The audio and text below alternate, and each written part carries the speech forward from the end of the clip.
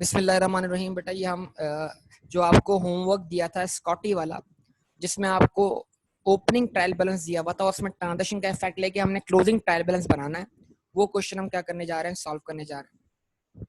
ये question bank का question number 10.12.9 है।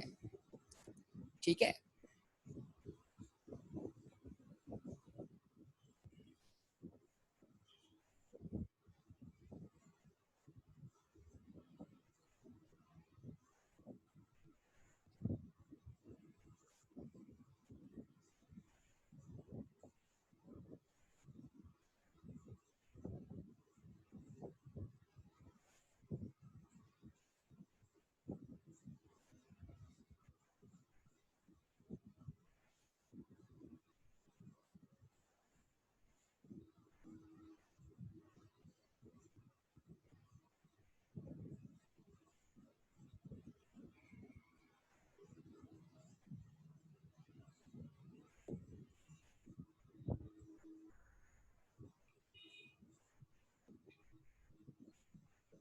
ठीक है जी। उसके बाद अब आप देख लें इसको, जो पुराना ट्रायल बैलेंस है उसमें कुछ वैल्यूज जो है वो चेंज नहीं हो रही, मतलब उसमें कोई ट्रांजैक्शन फर्दर रिकॉर्ड नहीं हो रही। अच्छा जी, अब जरा देखिए हम सबसे पहले कि उस ट्रायल बैलेंस में क्या क्या है। जैसे कैपिटल में चेंज जो आएगा वो प्रॉफिट की वजह से आएगा, तो प्रॉफिट तो हम ट्रायल बैलेंस बनाने के बाद वर्कआउट करेंगे। तो कैपिटल जैसा लिखा हुआ वैसा लिख दें, कोई इशू नहीं। कैपिटल जैसा लिखा हुआ वैसा लिख दें आप।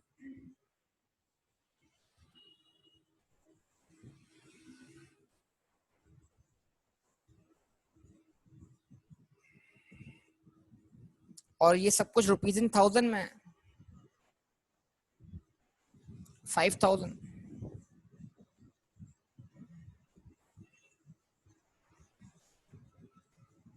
तो यहां मेंशन कर दें रुपीज इन थाउजेंड। ठीक है, उसके बाद जो अगला अकाउंट है हमारे पास वो कैश है, और उस कैश में सबसे ज्यादा क्या आ रहा है, चेंज आ रहा है।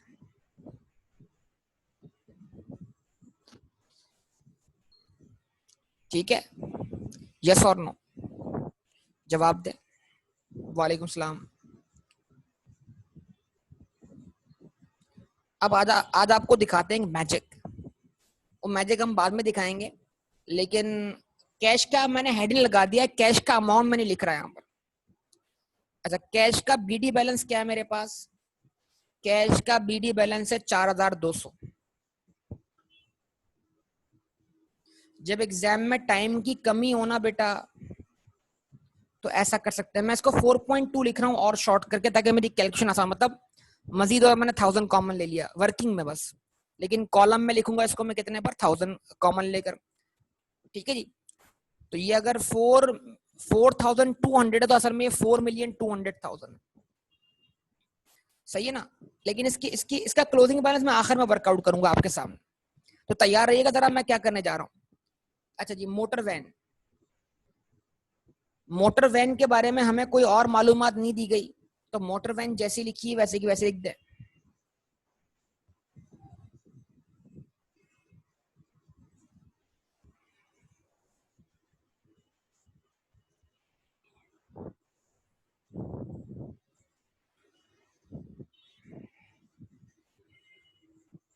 ठीक है, मोटर वैन लिख दी आपने। कितने से लिख दी? 600। भाई आप भी पार्टिसिपेट करते रहे ना साथ साथ।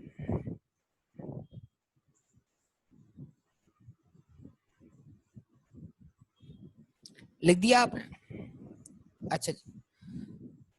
उसके बाद ट्रेड पेएबल, क्योंकि कोई उधार पर, अब आप इस इन 3 महीनों में कोई उधार ट्रांजैक्शन नहीं हुई आपकी, तो आपका ट्रेड पेएबल जैसा है वैसे का वैसा आ जाएगा। जो ओपनिंग बैलेंस है वही क्लोजिंग बैलेंस बन जाएगा। कितना है? 200।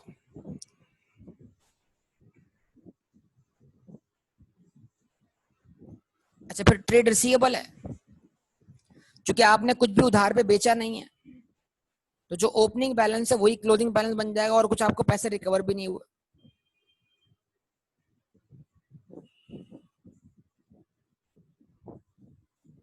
300।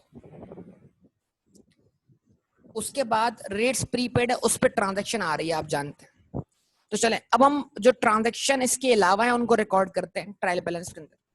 तो परचेज की एंट्री क्या बनी बताइए जरा। परचेजेस क्या किया, डेबिट किया। अब आप सबका रिस्पॉन्स चाहिए, परचेजेस क्या किया, डेबिट किया। कहां डेबिट किया, परचेज अकाउंट में। वहां से कहां पहुंचाया, ट्रायल बैलेंस में। रिस्पॉन्स करें, सही है।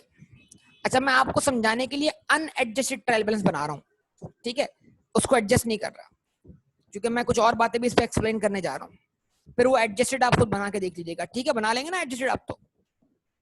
मैं बना रहा हूं अनएडजस्टेड, ठीक है, सही है बेटा।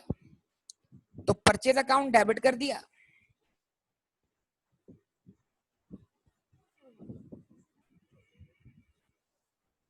कितने से डेबिट किया परचेज अकाउंट, 2000 से।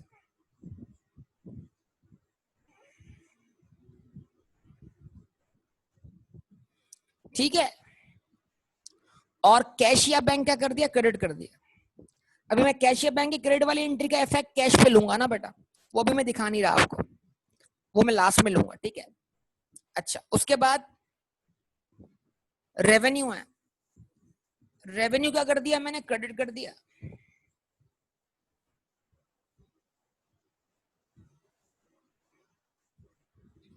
कितने से, 3 मिलियन से, 3000 से। और कैश क्या करूंगा, डेबिट करूंगा। तो मैंने रेवेन्यू के क्रेडिट वाली एंट्री बना दी, लेकिन कैश के डेबिट वाली एंट्री बनाई नहीं है। ओके। उसके बाद ड्राइंग्स डेबिट कर दी,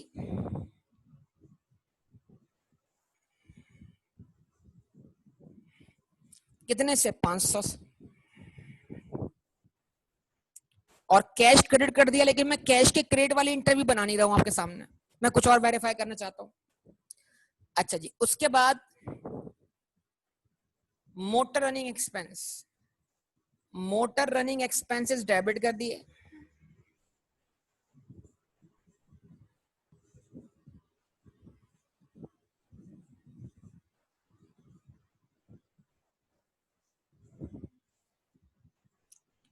मोटर रनिंग एक्सपेंस डेबिट कर दिया 350 से।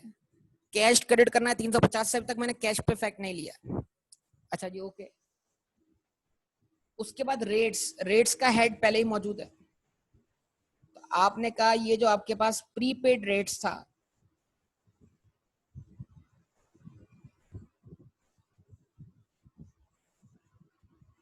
इसका ओपनिंग बैलेंस कितना था आपके पास, 100।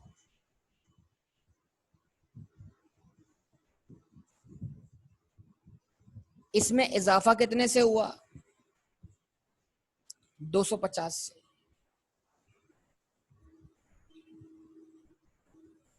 तो अब टोटल प्रीपेमेंट कितनी हो गई, 350।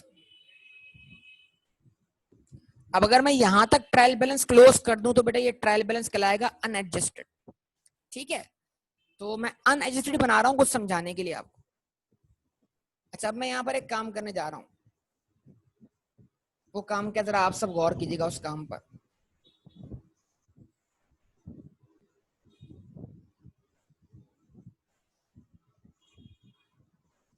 सब लोग बेटा क्रेडिट साइड का टोटल कीजिएगा, क्रेडिट साइड, सब लोग क्रेडिट साइड का टोटल कीजिएगा, क्रेडिट साइड का।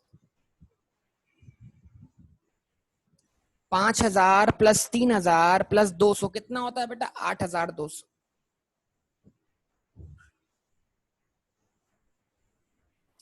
अब उसूली तौर पर डेबिट साइड पे भी 8200 ही आना चाहिए ना।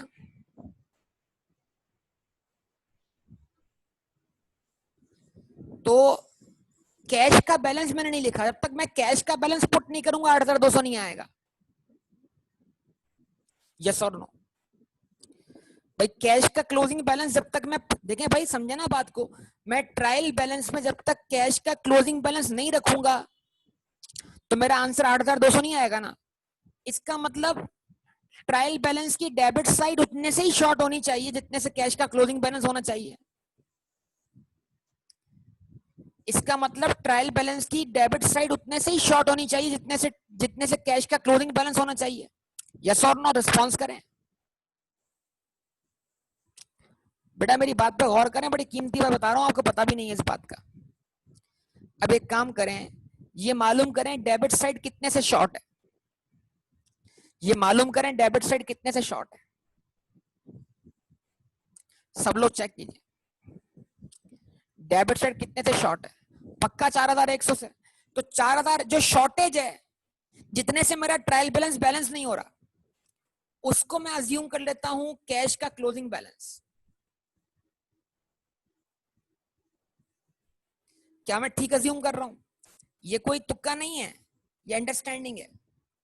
अब इसका मतलब ये हुआ कि अगर मेरा बाकी ट्रायल बैलेंस पूरा का पूरा ठीक बना हुआ है, कोई एक वैल्यू मिसिंग है जिसकी कैलकुलेशन मेरे लिए करना बहुत लेंदी काम है, तो फिर मैं सोचूंगा जनाब कि मैं उसको डिफरेंस के तौर पे निकाल लूं, क्योंकि आंसर तो वही आना है।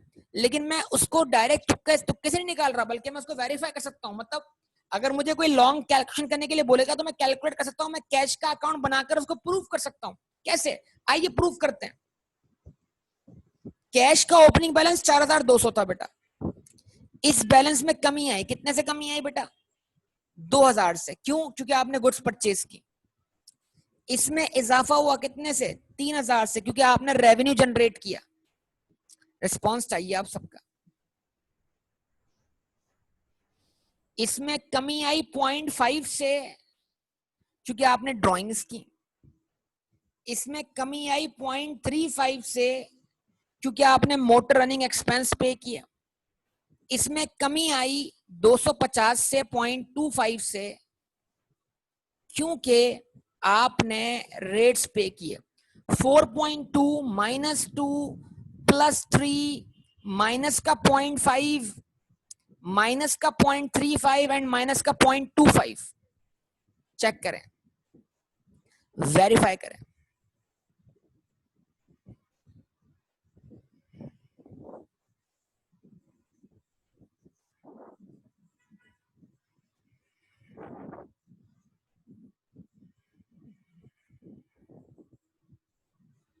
फोर 4.1 और 4.1 क्या? 4100 ये ना बेटा।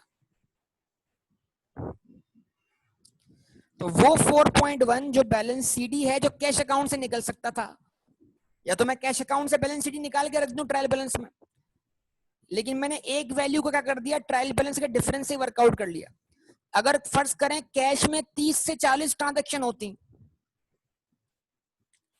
तो कैश अकाउंट बनाना मुश्किल होता ना मेरे लिए। तो अगर पेपर में मेरे पास टाइम शॉर्ट होता, बहुत शॉर्ट होता, तो मैं क्या करता, उस कैश के बैलेंस को मैं ट्रायल बैलेंस में बतौर डिफरेंस फाइंड कर लेता। अगर मेरा इसके लिए शर्त है, इसके लिए शर्त ये कि बाकी ट्रायल बैलेंस में कोई गलती नहीं होनी चाहिए। अगर ऐसा होगा कि अगर आपका बाकी ट्रायल बैलेंस गलत है, तो फिर ये आंसर भी गलत आ जाएगा आपका। तो यानी इस लेवल पे काम करने के लिए, मतलब इस तरह बैलेंस निकालने के लिए कॉन्फिडेंस भी चाहिए और प्रैक्टिस भी चाहिए। अगर आपका कॉन्फिडेंस कहीं भी लैग कर जाएगा, प्रैक्टिस नहीं होगी, तो फिर आप इस तरह बैलेंस वर्कआउट नहीं कर पाएंगे। ठीक है। अब ये क्या, ये ट्रायल बैलेंस बाकी ट्रायल बैलेंस की तरह हो गया। अगर मैं इनको एडजस्टमेंट के साथ बनाता, तो यहाँ पे क्लोजिंग स्टॉक भी दिख रहा होता, और प्रीपेड रेट पे जितना एक्सपायर होता वो रेट एक्सपेंस के नाम से दिख रहा होता, बाकी रिमेनिंग प्रीपेड दिख रहा होता। जवाब दीजिए बेटा। तो यहां पर दो नए हेड दिख रहे होते, एक क्लोजिंग स्टॉक का और एक रेट्स एक्सपेंस का। अगर मैं इसको एडजस्टेड बनाता, तो अगर ये एडजस्टेड होता, इसमें दो नए हेड्स होते बस, टोटल पे कोई फर्क नहीं पड़ता, टोटल आपका उतना का उतना ही होता।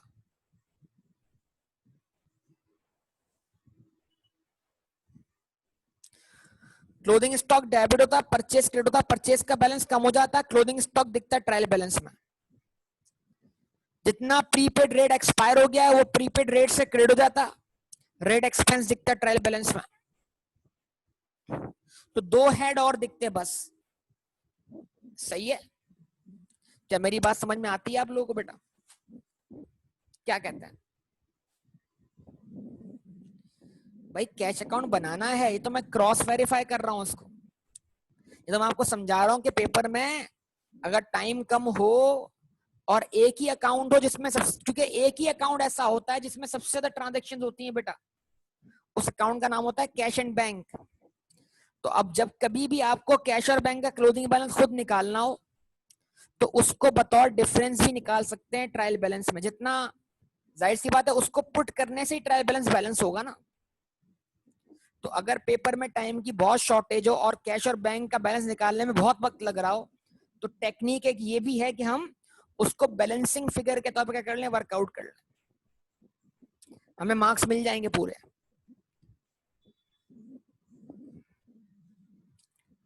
पेपर में स्मार्ट वर्किंग चलती है, स्मार्ट वर्किंग, और स्मार्ट वर्किंग स्मार्ट लॉकडाउन से पहले की बात है। स्मार्ट लॉकडाउन का नाम तो अभी आपने सुना, आपने आज सुना है ना, लेकिन पेपर में स्मार्ट वर्किंग बहुत पहले से होती भी आ रही है।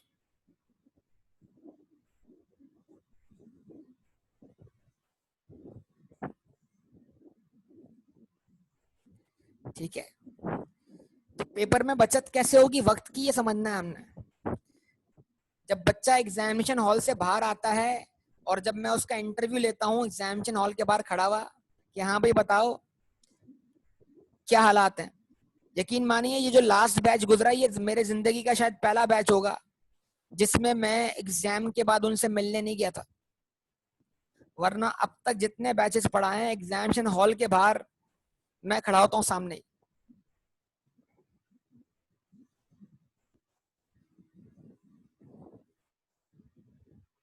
दोनों का मिला के बैलेंस निकाल लो शिराज बेटा, वक्त की कमी जो है इंसान को मजबूर कर देती है। तो जैसे वो एग्जामिनेशन हॉल से बाहर आते हैं इंटरव्यू लेने के लिए मैं खड़ा होता हूँ पहले ही और मैं बोलता हूँ कि हाँ भाई बताओ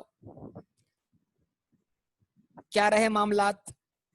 तो कोई कहता है सर 4 घंटे का पेपर था 3 घंटे में देने के लिए बोल दिया। मैंने बोला यार प्रैक्टिस करने को बोलता था, समझते नहीं थे तुम बात को। जब प्रैक्टिस करोगे तो टाइम रिड्यूस होगा ना, तो फिर तो तुम बन गए वहां पे जाके मिसबा उल हक हमारे लिए बेटा।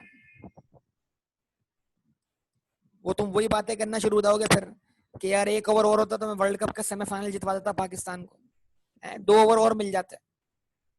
भाई गेम 50 ओवर का तो 50 ओवर में पूरा करना है ना भाई। ये कौन सी बात है कि 4 घंटे का पेपर था, 4 घंटे होते तो मैं कर लेता पेपर पास, ये कौन सी बात है। तो बेटा मिसबा उल हक नहीं बनो हमारे लिए, जो रिक्वायर्ड टाइम है उसमें गेम पूरा करो।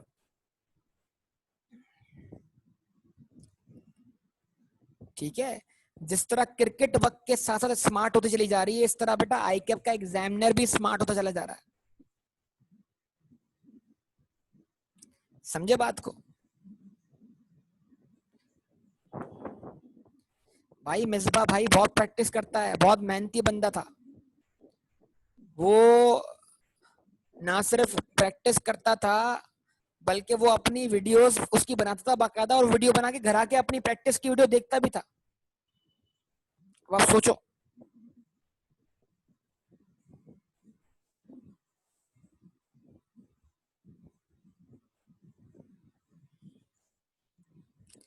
मिसबाउल नो डाउट यार हमारा हीरो है, लेकिन एक एग्जाम्पल के तौर पर बताया कि देखें एक्सक्यूज वो काबिल कबूल होता है। तो मिसबाउल का एक्सक्यूज मैं देना चाहता था कि भाई अगर मिसबाउल ये बोलता है कि यार वो वर्ल्ड कप के सेमीफाइनल के अंदर अगर 2-4 ओवर और मिल जाते ना तो गेम तो मैंने वैसे पूरा कर देना था, पाकिस्तान खिंचवा देना था, लेकिन क्या करें ओवर ही खत्म हो गया। तो क्या ये एक्सक्यूज काबिल कबूल है? अरे यार बार बार एक ही सवाल पूछते हो तुम लोग, एएफसी का क्या सीने होंगे या नहीं। यार देखो आप क्या चाहते हो इस वक्त है, मेजोरिटी जो है वो दिल क्या चाहते हैं, दिल। बहुत सारे दिल ये चाहते हैं कि पेपर ही ना हो, यकीन करें। और बहुत सारे दिल चाहते हैं यार हो जाए जान छूटे। तो दिल से क्या आवाज आ रही है बेटा?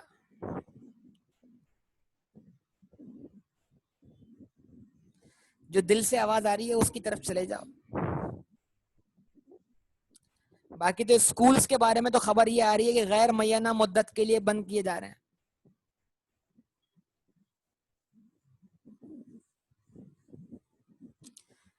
तो मैं फिर बोलूंगा बेटा, आपको ज्यादा फिक्र करने की जरूरत नहीं है, आपसे पहले सीफैप वालों के एग्जाम है, मैं बार बार बोल रहा हूँ। तो जो भी कहानी होगी वो आपके सामने आ जाएगी।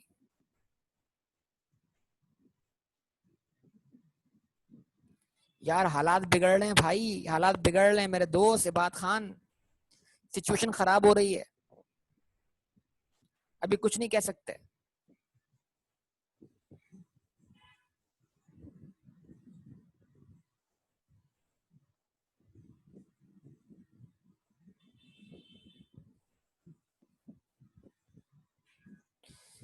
ठीक है, तो ये आपके सामने सारी बातें हैं बेटा।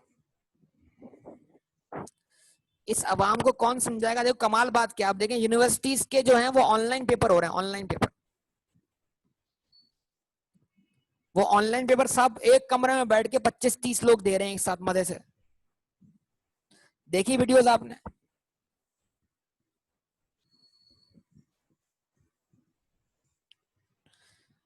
तो फायदा क्या हुआ? मतलब बतौर कॉम हमने डिसिप्लिन फॉलो ही नहीं करना।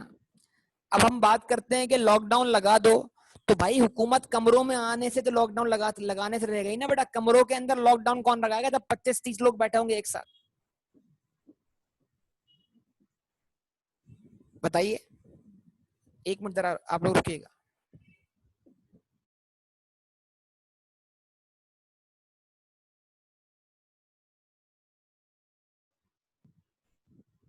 हाँ बेटा बताइए।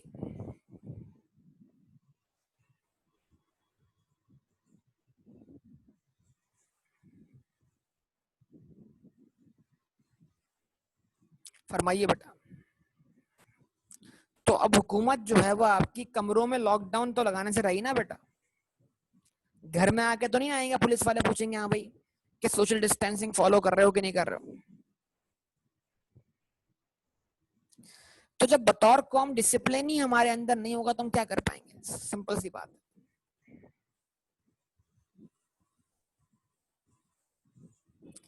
होना तो रिकॉर्ड क्या अच्छी बात है यार, लोग सुन लेंगे, क्या मसला होगा? पढ़ाई पर आ जाए भाई, चले आ जाए पढ़ाई आ जाए। चले जी ओके।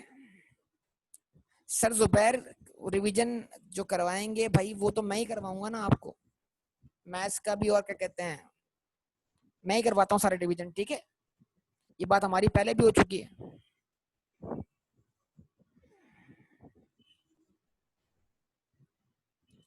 चले बेटा, स्टेटमेंट ऑफ, अब ये statement of comprehensive income, SOCI.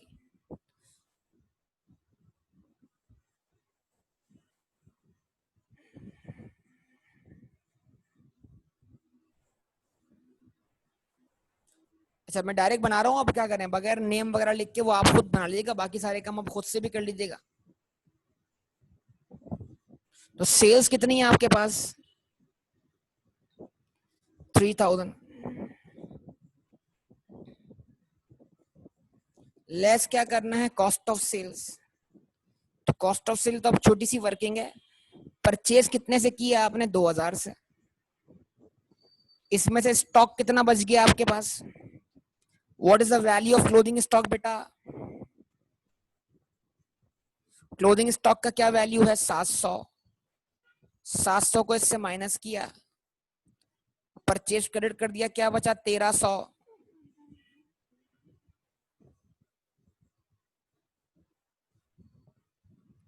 1700 क्या बन गया आपका? Gross profit.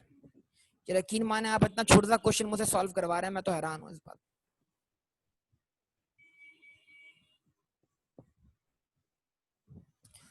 उसके बाद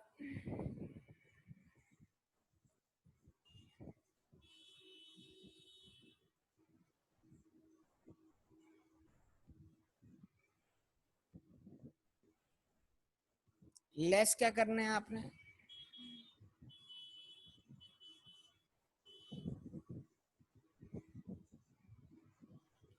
एक्सपेंसेस। कौन से एक्सपेंसेस?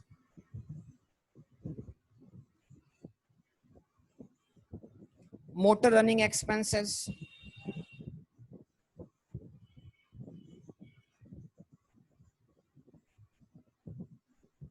कितने से? 350 से। और रेट्स एक्सपेंस, तो रेट्स प्रीपेड कितने से? 350 से। और क्लोजिंग प्रीपेड कितना है? Closing prepaid 150। तो जब मैंने 350 में से क्लोजिंग प्रीपेड 150 माइनस कर दिया तो बाकी 200 क्या हो गया? एक्सपायर हो गया। तो एडजस्टमेंट 200 से पास हो रही है बेटा, कि जितना एक्सपायर हो गया उतने से rates prepaid, rates credit, rates expense debit.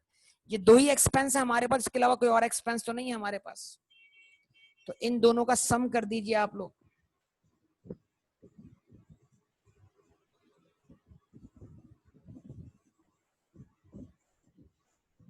और वो सम हो गया 550।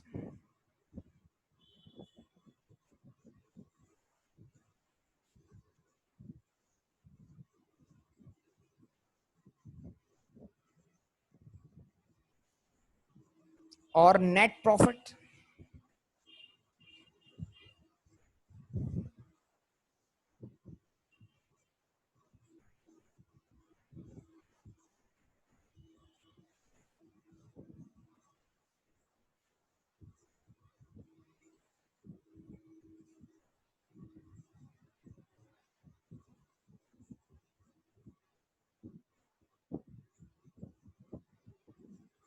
कितना हो गया? 1150। अब क्या बन जाएगी? एसएफपी। हाँ भाई, मोटर वैन है आपके पास,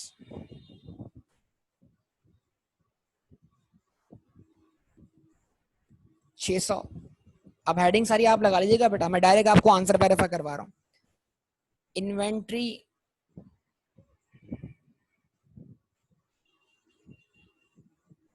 700। ट्रेड रिसीवेबल्स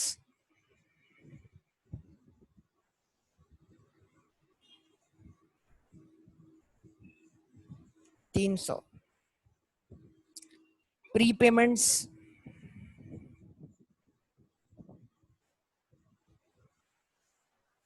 350 में से 200 एक्सपायर हो गया, कितना बचा? 150।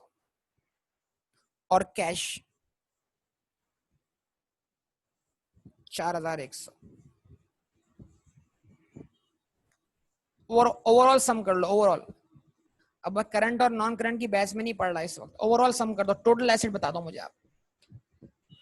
5850। ठीक है। उसके बाद इक्विटीज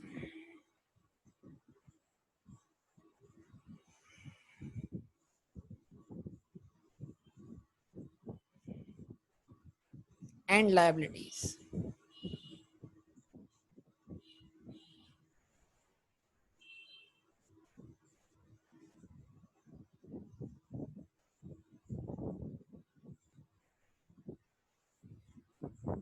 कैपिटल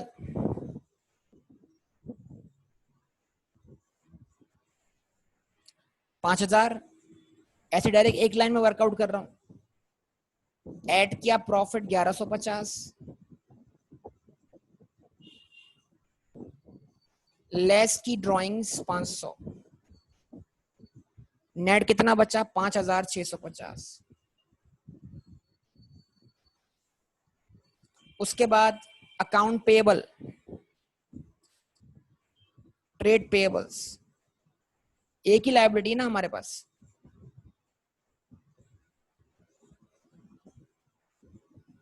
कितने से? 250 से, 200 से।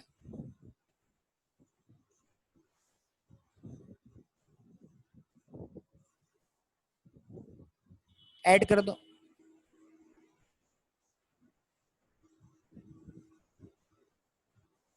5850।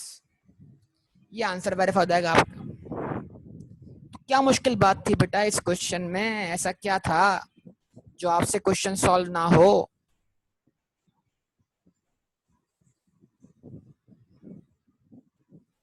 बताइए आप मुझे।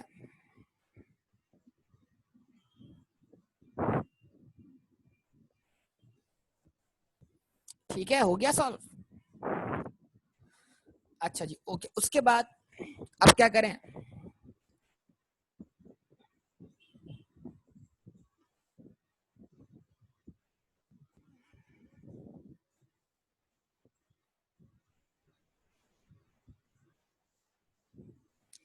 वो तो बड़ा आसान क्वेश्चन, बहुत कम वैल्यूज है उसके अंदर।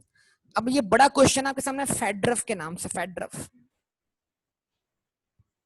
फेडरफ के नाम से क्वेश्चन बड़ा है आपके पास।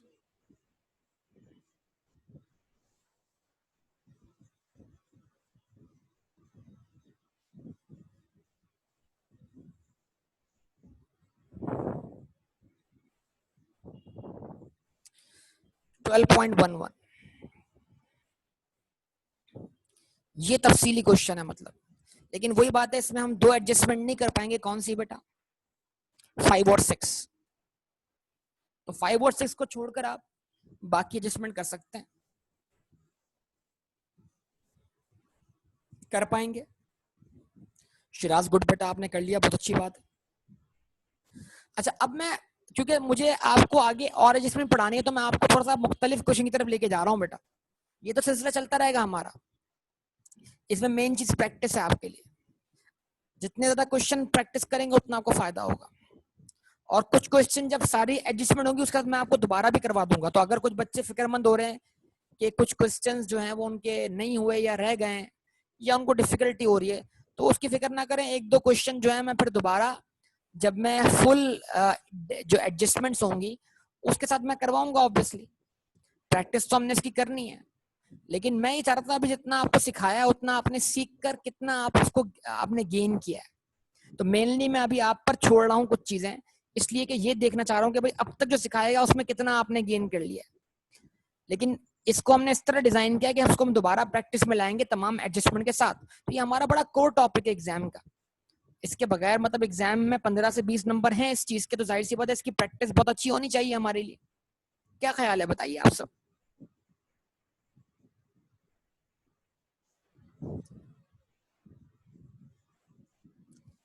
तो ये आप क्वेश्चन कीजिएगा फेडरफ के नाम से, एक क्वेश्चन, ठीक है। अच्छा, अब मैं चलता हूं शुरू के चैप्टर्स की तरफ।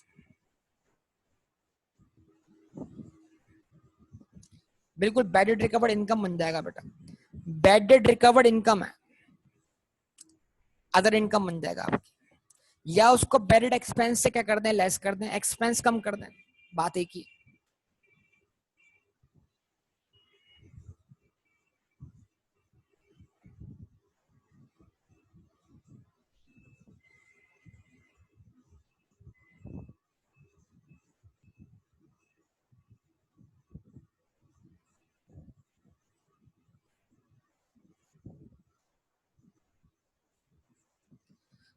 अब ये आपके सामने बेटा क्वेश्चन बैंक में अक्रूवल्स और प्री पेमेंट्स के अलग से क्वेश्चन दिए हुए छोटे छोटे। यानी एग्जामिनेशन में ऐसा भी होता है कि आपको अक्रूवल्स और प्री पेमेंट्स के क्वेश्चन दिए जाते हैं सॉल्व करने के लिए। क्या आप ये क्वेश्चन देख रहे हैं बेटा सब लोग?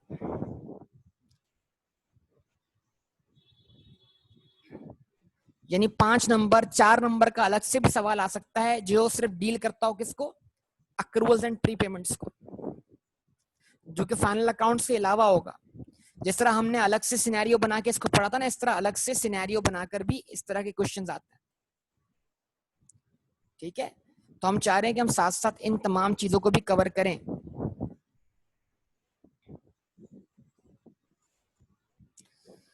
तो लिखा हुआ क्या है 7.1 क्वेश्चन देख रहे हैं आप लोग? क्या लिखा हुआ है? Kirk Kirk started a business on 1 January 2012। किर्क ने बिजनेस शुरू किया है 1 जनवरी 2012 से।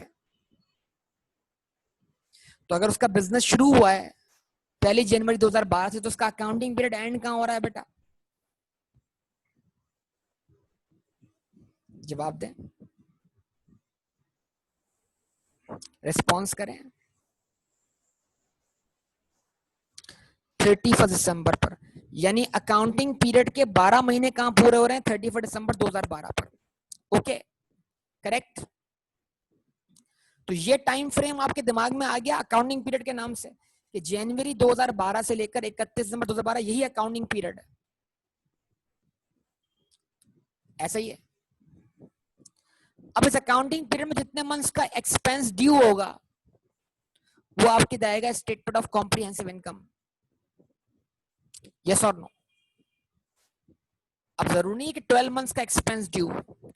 अगर एक सवाल आपसे कहता हूँ ना, एक बंदा है, आपका बिजनेस जनवरी से शुरू हुआ है, लेकिन एक एम्प्लॉय ने आपको ज्वाइन किया जुलाई से, तो उसने इन 12 महीनों में आपके पास कितना अर्सा काम किया अगर वो आपको जुलाई से ज्वाइन करता है? 6 महीने। तो अकाउंटिंग पीरियड तो 12 महीने का है, लेकिन आपका सैलरी एक्सपेंस ड्यू कितने से हुआ? कितने मंथ का सैलरी एक्सपेंस ड्यू होगा? 6 महीने का होगा ना। कि जब एक बंदे ने काम ही हमारे पास 6 महीने किया है, तो उसकी सैलरी भी ड्यू 6 महीने की हुई, एक्सपेंस भी 6 महीने की बननी चाहिए। तो सिर्फ अकाउंटिंग पीरियड नहीं देखना, ये भी देखना है कि एक अकाउंटिंग पीरियड में एक्सपेंस कितने पीरियड का क्या हुआ है, ड्यू हुआ है। अगर फर्ज करें हमारा अकाउंटिंग पीरियड शुरू होता है 1 जनवरी से, बेटा सही है,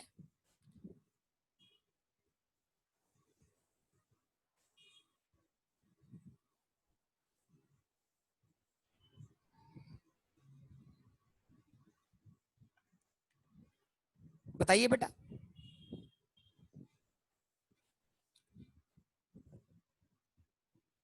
हाँ, हम अकाउंटिंग पीरियड हमारा एंड होगा तो हम उतना एक्सपेंस बनाएंगे जितना एक्सपेंस हम पर क्या हुआ, ड्यू हुआ है।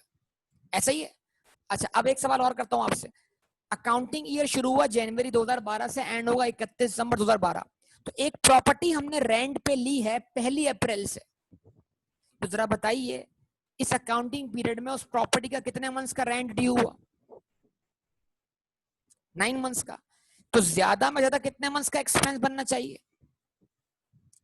9 मंथ्स का ही बनना चाहिए ना। तो समझ ले इस तरह की बात इस क्वेश्चन में की हुई है। अब क्या किया हुआ है? A new warehouse was acquired on what?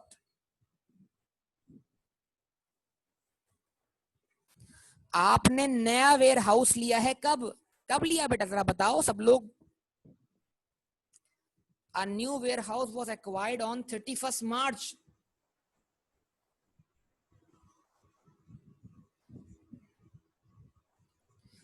Thirty first March कब है? अकाउंटिंग पीरियड के 3 महीने गुजरने के बाद और ईयर एंड से 9 मंथ्स पहले। यस और नो? तो अगर हमने ये वेयर हाउस एक्वायर किया है 31 मार्च को, तो 31 मार्च बोलूं या 1 अप्रैल बोलूं, बात एक ही है ना। एग्जामिनर ने आपको जानबूझकर मार्च का एंड दिया है। बेटा मैं बहुत इंपॉर्टेंट बातें कर रहा हूं, अमान और इबाद, आपको पता नहीं है इस बात का।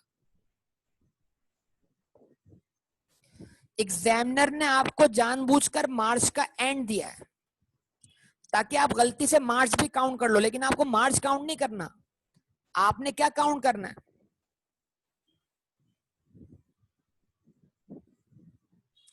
अप्रैल काउंट करना है। अब आप बताइए, इस वेयर हाउस को तो आपने परचेज कर लिया, लेकिन इस वेयर हाउस से मुताल्लिका जो भी एक्सपेंसेस होंगे, यहाँ का इलेक्ट्रिसिटी बिल होगा, यहाँ पानी का बिल होगा, यहाँ के एम्प्लॉयज की क्या होंगी, सैलरीज होंगी, यहाँ का रिपेयर एंड मेंटेनेंस होगा, वो इस अकाउंटिंग पीरियड में ज्यादा कितने मंथ्स का ड्यू होगा आपके ऊपर? एक्वायर करने का मतलब खरीद लिया, वेयर हाउस तो आपने परचेज कर लिया, वो आपके लिए एसेट है, लेकिन इस वेयर हाउस के मुताल्लिक जो एक्सपेंसेस है वो ज्यादा कितने मंथ्स के एक्सपेंस बनेंगे? 9 मंथ्स के। बेहतरीन। अच्छा जी, अब उन एक्सपेंसेस की पेमेंट आपने कभी भी की हो बेटा, समझे बात को? पेमेंट कभी भी करें आप, वो इशू नहीं है। एक्सपेंस ड्यू होना कहां से शुरू हुआ? 1 अप्रैल से। यस और नो? अब क्या कहता है? ऑन 21 अप्रैल 2012, अभी तो वेयर हाउस लिया है, चंद दिन गुजरे, एक बिल आ गया आपके पास। Kirk received a water bill demand for rupees 1 million for the 12 months to 31st March 2013। Kirk को वाटर बिल मिल गया 1 मिलियन का 21 अप्रैल को, और ये वाटर बिल के जो 12 महीने वो कहां पूरे होंगे? 31 मार्च 2013 को। यानी इस वाटर बिल के 3 महीने फॉल करते हैं अगले अकाउंटिंग पीरियड में, और 9 मंथ्स फॉल करते हैं बेटा इस अकाउंटिंग पीरियड में। यस और नो? तो ये वाटर बिल एक तरह से क्या हो गया, प्रीपेड नहीं हो गया, प्रीपेड, क्योंकि इसमें आने वाले अकाउंटिंग पीरियड का भी एक्सपेंस क्या है, शामिल है।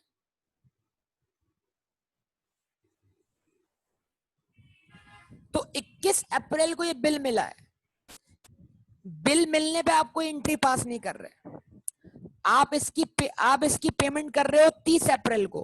पेमेंट वाज मेड ऑन 30 अप्रैल 2012। जिस पीरियड का बिल है उस पीरियड का 1 महीना गुजरने के बाद और 11 महीने खत्म होने से पहले।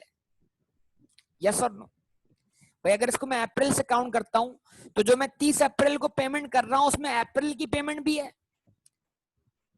जो कि 30 तक अप्रैल खत्म हो जाएगा, और आने वाले 11 महीनों की पेमेंट भी है। सही है बेटा? अब क्या करें, ये मत सोचें कि अप्रैल एक्सपायर हो गया है, बस पूरी पेमेंट को प्रीपेड बना दें, फिर ईयर एंड पे एडजस्टमेंट पास करके हम इसको ठीक कर लेंगे, वरना आप परेशानी में मुब्तला हो जाएंगे कि आपने पार्ट को एक्सपेंस बनाया और पार्ट को प्रीपेड। नहीं, ऐसा ना करें,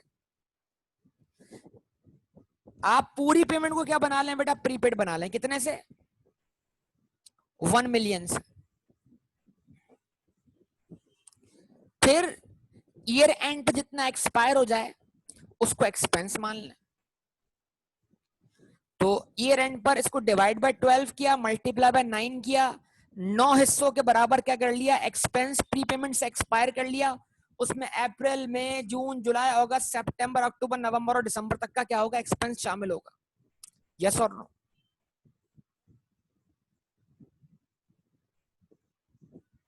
जवाब दें। और फिर आपके पास बैलेंस सीडी बच जाएगा, बैलेंस सीडी बच जाएगा कितना, 2.5 लाख रुपए, जो कि आने वाले अकाउंटिंग पीरियड का एक्सपेंस है, जो कि ईयर एंड पे हमारे लिए क्या होगा, प्रीपेड होगा। क्या ख्याल है? ऐसा ही है ना? अच्छा जी, इसको सीडी से अगले साल क्या करेंगे बेटा, बीडी करेंगे। ये अगर 1 साल के एंड पे सीडी हुआ है तो अगले साल क्या होगा, बीडी हो जाएगा। तो बीडी करके अगले साल कंटिन्यू करेंगे। सीडी कब होगा, 31 दिसंबर 2012 पर। बीडी कब होगा, 1 जनवरी 2013 पर। यस और नो? और 1 जनवरी 2013 पर जनवरी, फरवरी और मार्च का एक्सपेंस पहले ही पेड है, मौजूद है कहां पर, प्रीपेड रेंट के अकाउंट में। सही है? अच्छा जी, अब वो आपको अगले साल की इंफॉर्मेशन देता है, कहता है अकाउंटिंग ईयर एंडेड 31 दिसंबर। वो जो अगला अकाउंटिंग पीरियड एंड हो रहा है 31 दिसंबर को, an office extension was built. आपने अपनी पे अनर्न कैसे, हम रिसीव थोड़ी कर रहे हैं, हम तो पे कर रहे हैं बेटा। अनर्न तो जब होता है जब हम रिसीव करते हैं, हमारे लिए इनकम होती है, हम तो पे करने वालों में से है ना। रिसीव करने वाले के लिए अनर्न है, तो अगर आप इसको रिसीव करने वाले के लिए बनाएंगे तो अनर्न हो जाएगा बेटा। An office extension was built, आपने ऑफिस एक्सटेंशन बिल्ड की, बल्दिया वालों के लिए ये अनर्न हो जाएगा। बल्दिया वालों के लिए, बल्दिया वाले देते हैं ना आपको पानी वानी, जो आपकी लोकल गवर्नमेंट होती है। बहरहाल ऑफिस एक्सटेंशन बनाई, यानी आपने अपनी बिल्डिंग को और बड़ा कर दिया। The water bill demand for the 12 months. हाँ भाई, तवज्जो चाहिए, बस यहां से ट्विस्ट आ जाएगा। वाटर बिल आया, एक और वाटर बिल आ गया, मतलब अगले साल एक और वाटर बिल आ गया। वो वाटर बिल भी 12 महीने का था, उसके 12 महीने भी कहां पूरे हो रहे हैं, 31 मार्च 2014। यस और नो? तो अगर उसके 12 महीने 31 मार्च 2014 पे खत्म हो रहे हैं, तो शुरू कहां से हो रहे हैं, 1 अप्रैल 2013 से। यस और नो बोलिए? तो अप्रैल 2013 से लेकर 31 मार्च 2014 का जो आपने बिल पे किया, वो कितना पे किया, 1,600,000। कब पे किया, 1 जून को।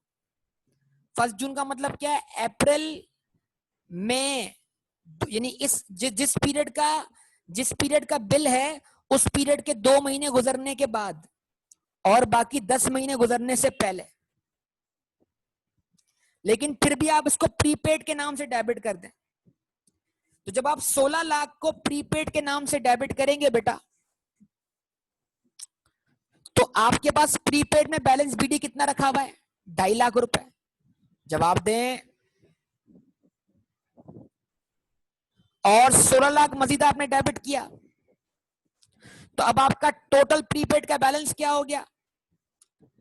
18,50,000 रुपए। अगर आप बना रहे हैं अनएडजस्टेड ट्रायल बैलेंस, तो वो कितना शो कर रहा होगा? 18,50,000 रुपए। अब 18,50,000 रुपए के अंदर जो 2.5 लाख रुपए हैं, वो जनवरी, फरवरी और मार्च का रेंट है, वो एक्सपायर है, यस और नो? और जो 16 लाख रुपए हैं, इसमें से भी 9 मंथ एक्सपायर्ड है। क्या ख्याल है? तो 2.5 लाख रुपए एक्सपायर करने हैं, कौन से वाले? बीडी वाले। 2.5 लाख एक्सपायर करने हैं, कौन से वाले? बीडी वाले। यस बेटा, 2.5 लाख एक्सपायर करने हैं बीडी वाले, और 16 लाख में से कितना एक्सपायर करना है? 9 मंथ्स का बैलेंस। तो 16 लाख में से 9 मंथ्स का बैलेंस क्या हुआ? 12 लाख हुआ। 12 लाख और 2.5 लाख कितने हुए? 14,50,000 हो गए।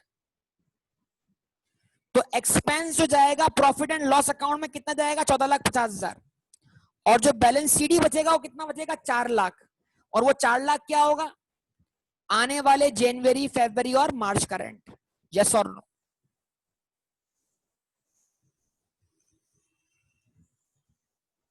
क्या ये क्वेश्चन आपसे हो जाएगा सॉल्व? क्या ये क्वेश्चन आपसे सॉल्व हो जाएगा?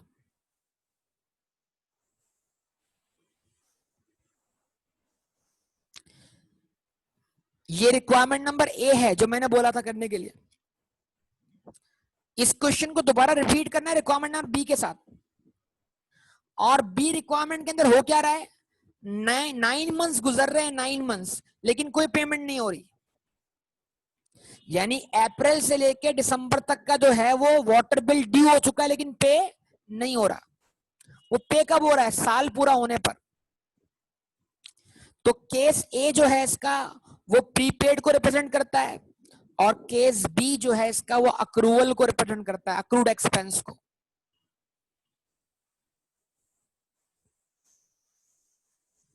क्या आप इसको सॉल्व कर लेंगे?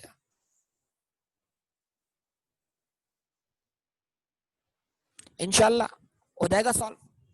तो मैंने तो एक्सप्लेन किया है, कोशिश किया आपको बात समझ में आए, बाकी आपकी जद्दोजहद चाहिए होगी।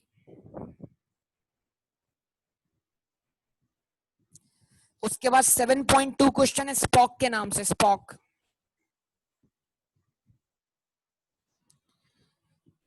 तो ज्यादा बड़े क्वेश्चन नहीं दे रहा मैं आपको। 7.1 एंड 7.2, इसलिए कि बेटा 16 के अंदर अप्रैल से लेकर मार्च तक का रेंट है ना बेटा, तो अप्रैल से लेकर दिसंबर तक का फॉल करता है इस अकाउंटिंग पीरियड में, तो वो 9 मंथ्स बनते हैं। और जनवरी, फरवरी और इस साल के जनवरी, फरवरी और मार्च का पहले ही प्रीपेड है बासित बेटा। तो 2.5 लाख रुपए जो पहले ही प्रीपेड है, वो इस साल के जनवरी, फरवरी के हैं, वो एक्सपायर होंगे। और 16 लाख में से 9 मंथ एक्सपायर होंगे, हो जाएंगे 12 महीने। और जो 16 लाख में 3 महीने हैं, वो आने वाले अकाउंटिंग पीरियड से बिलोंग करते हैं। ठीक है बेटा? तो थोड़ी सी हमें जद्दोजहद करनी पड़ेगी, दिमाग चलाना पड़ेगा। तो 7.1, 7.2 और फेडरफ, ये क्वेश्चन आपने करना है। तो उम्मीद की जा सकती है आप ये करेंगे इंशाल्लाह। आपसे अच्छी उम्मीद की जाए। ओके,